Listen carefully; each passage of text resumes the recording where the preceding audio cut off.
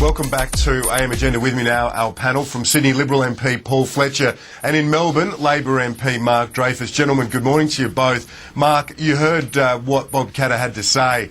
If you didn't think it was unpredictable before that interview, you would now. He said every 10 minutes he changes his mind as to who he's going to back, really remaining undecided.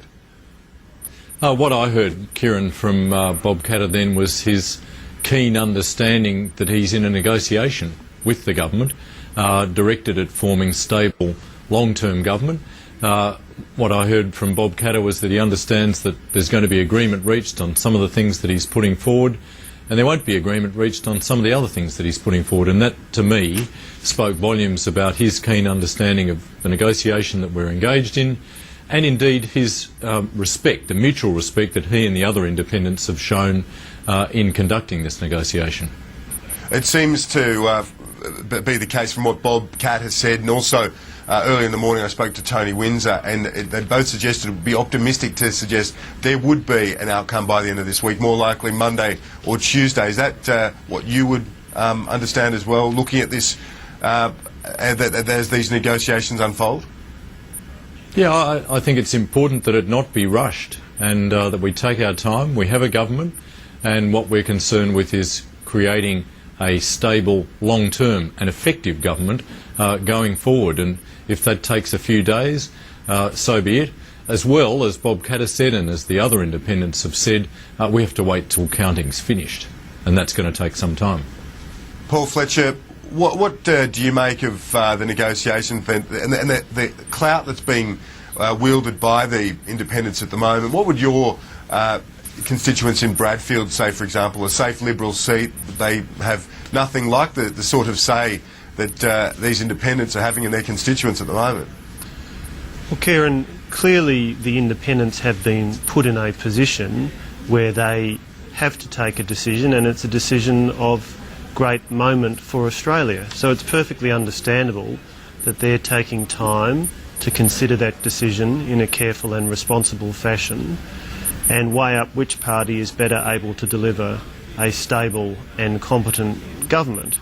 And obviously they've got some issues that they want to put on the table. They'll also want to look at factors like the capacity of each party to deliver stable and competent government, the degree of internal cohesion or disharmony, whether a government, whether a party that's proposing to form government has a track record of stable and competent government, or whether it's got a track record, in fact, of dismissing its own leader in a internal coup.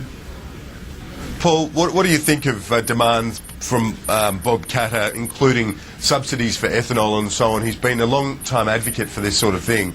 Do you think that either side of politics, certainly the Liberals, will they be open to greater subsidies for ethanol producers and so on? It's been one of his hobby horses for some time. Well, again, it's perfectly understandable that any independent who is thinking about which party to support in forming a government would put on the table issues that are of importance to him or her. But it is a negotiation, and the parties to that negotiation each come to it with certain constraints. Now, clearly one of the constraints that applies quite properly to the coalition is meeting our commitments in relation to balancing the budget and in relation to getting the budget to surplus. So that will be a factor. But I think it's probably too early to be engaging in detailed assessment of individual elements of a negotiating position. It is a negotiation, and these things will be batted back and forth. What I think is absolutely clear is that neither party is in a position to, and nor should it, simply agree in totality to what the independents are putting. And of course the other point to make is we can't actually be sure that each of the independents' requests are consistent with what the other independents are requesting. But look, this is the nature of the political process, and all participants in the political process have a responsibility to the people of Australia to get the best possible outcome and to deliver the people of Australia a stable and competent government. And certainly Tony Abbott is working very hard to be responsive to the independents and to be in a position to satisfy them that we can deliver in the coalition a stable and competent government. Mark Dreyfus, I want to bring to you the comments of Andrew Wilkie. He says that the offer put forward by Labor is unacceptable. That's got to be a bit of a worry, doesn't it? Because Wilkie, the new member for Denison in Tasmania, most people had thought that he would side with the Labor Party. He was a former Greens candidate, but he says what the government's put to him is unacceptable. Are you hoping that he might have a change of heart? Because certainly he said he was going to make an announcement by today, and that's no longer the case. Well, he also said in what's reported this morning that he was waiting to have an offer put to him by the leader of the Liberal Party, and that hasn't happened yet.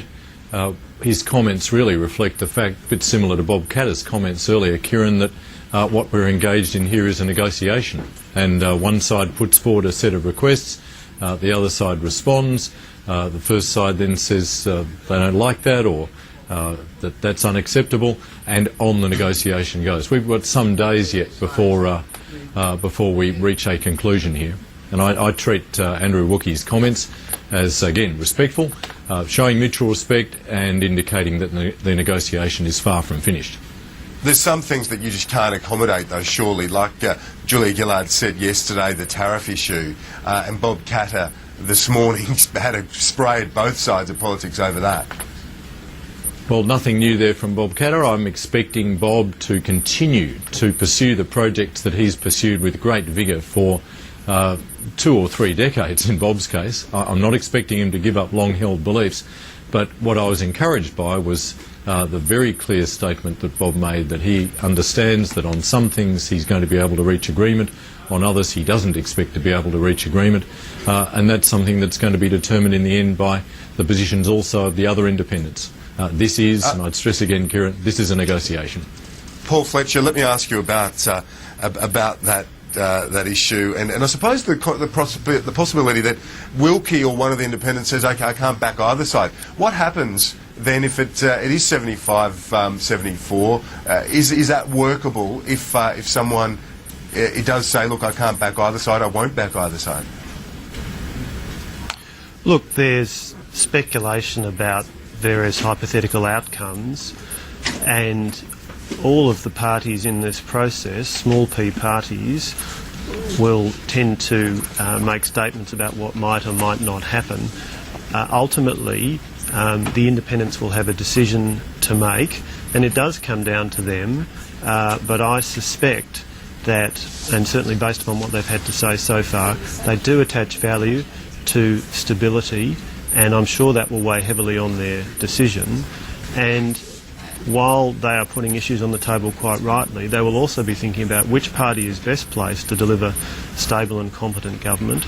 You know, you've got one party, the leader of which Prime Minister Gillard admitted yesterday that in many respects they'd been far too ambitious in their first term. They'd tried to do too much and hadn't executed on it properly. You know, you had a government that at a late stage, Prime Minister Rudd was effectively not even talking to his head of department, if press reports are to be believed. By contrast, you have Tony Abbott and the coalition ready to deliver a stable and competent government. Many members of Tony Abbott's leadership team are